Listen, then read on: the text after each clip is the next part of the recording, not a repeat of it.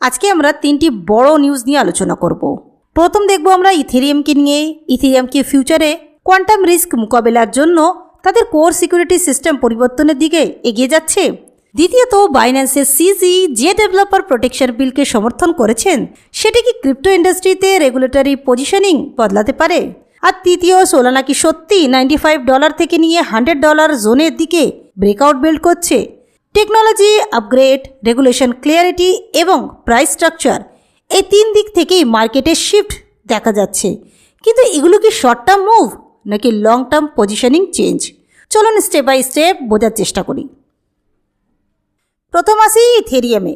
ইথেরিয়ামের co-founder ভিটালিক বুটেরিন একটি quantum roadmap প্রকাশ করেছেন। এখানে মূল ফোকাস হলো ফিউচারে পাওয়ারফুল কোয়ান্টাম কম্পিউটার বিল্ড হলে ইথেরিয়াম নেটওয়ার্ক যেন সিকিউরিটি রিস্কে না পড়ে।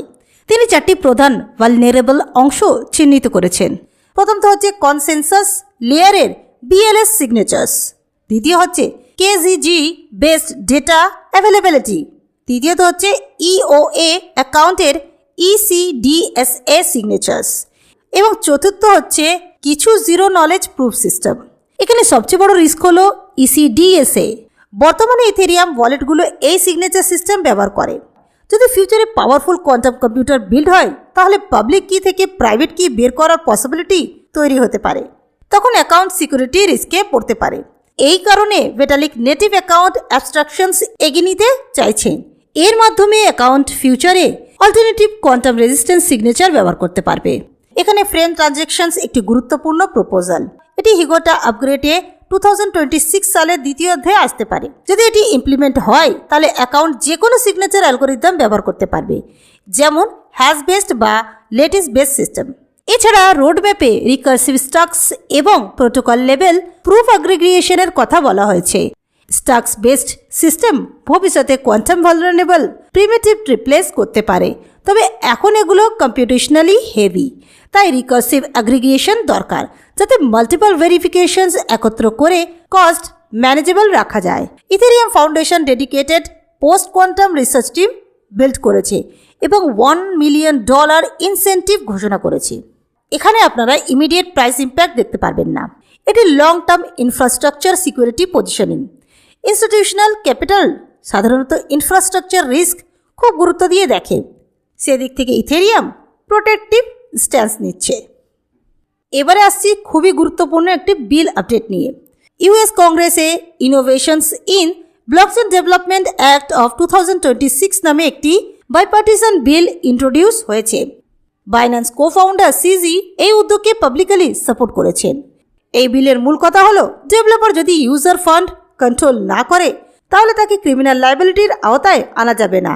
এই আলোচনা এসছে টর্নাডো ক্যাশ এবং সামুরাই ওয়ালেট মামলার পর। ওইসব ক্ষেত্রে প্রাইভেসি টুল তৈরি করা ডেভেলপারদের বিরুদ্ধে আইনি ব্যবস্থা নেওয়া হয়েছিল। প্রপোজ বিল্ড অনুযায়ী ক্রিমিনাল কোড সেকশন 1960 শুধু তাদের ক্ষেত্রে প্রযোজ্য হবে যারা সরাসরি কাস্টমার ফান্ড কন্ট্রোল করে। এই বিষয়টি ক্লিয়ারিটি অ্যাক্ট এবং জেনিয়াস অ্যাক্ট নিয়ে রানিং রেগুলেটরি আলোচনার মাঝেই এসেছে।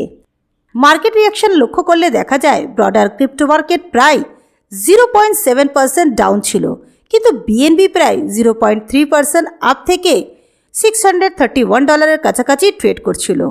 বিটকয়েন প্রায় $67,800 দিকে নেমেছে, যদিও আগের দিন $69,000 ক্রস করেছিল। টোটাল মার্কেট ক্যাপ এখনও $2.4 ট্রিলিয়ন উপরে হোল্ড করছে। এখানে মূল বিষয় হলো রেগুলেটরি ক্লিয়ারিটি। ডেভেলপার লায়াবিলিটি পরিষ্কার হলে ইনোভেশন ফ্লো বাড়তে পারে।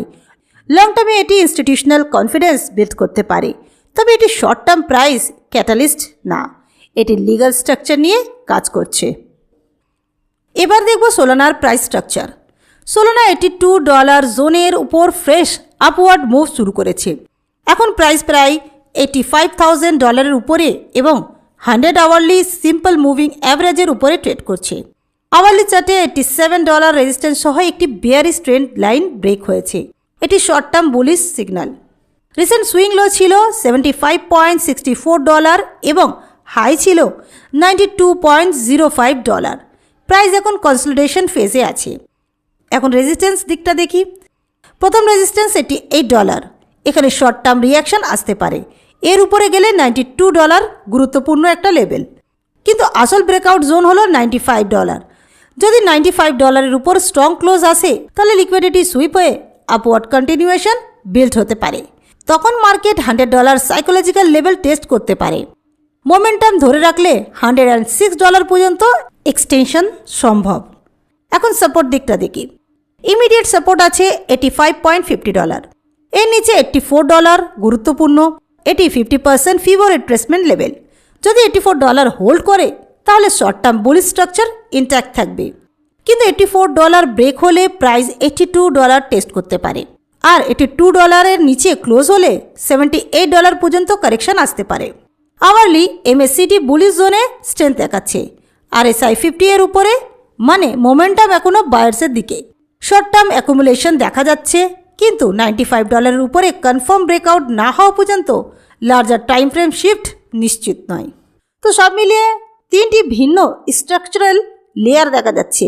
Ethereum long term security architecture build করছে, রেগুলেটরি ফ্রেমওয়ার্ক ডেভেলপার লাইবিলিটি পরিষ্কার করার চেষ্টা করছে, অর্থাৎ বিল নিয়ে আসছে। Solana short term bullish structure build করছে, কিন্তু কি রেজিস্ট্যান্সের নিচে আছে। মার্কেট ডাইরেকশন এখনও কনফার্ম হয়নি। লিকুইডিটি জোন পর্যবেক্ষণ করুন। শর্ট টার্ম মোমেন্টাম আর লং টার্ম স্ট্রাকচার আলাদা করে দেখুন। রিস্ক ম্যানেজমেন্ট বজায় রাখুন। আর ভিডিওটা যদি মনে হয় ইনফরমেটিভ ছিল তাহলে লাইক করুন, আর আমাদের সঙ্গে জুড়ে থাকার জন্য আমাদের চ্যানেলটিকে সাবস্ক্রাইব করুন। আর কমেন্টে জানান এই তিনটি নিউজের মধ্যে কোনটি আপনাকে সবথেকে বেশি ভাবিয়েছে। নেক্সট ভিডিওতে আবার দেখা হবে কিছু নতুন ক্রিপ্টো আপডেটস নিয়ে।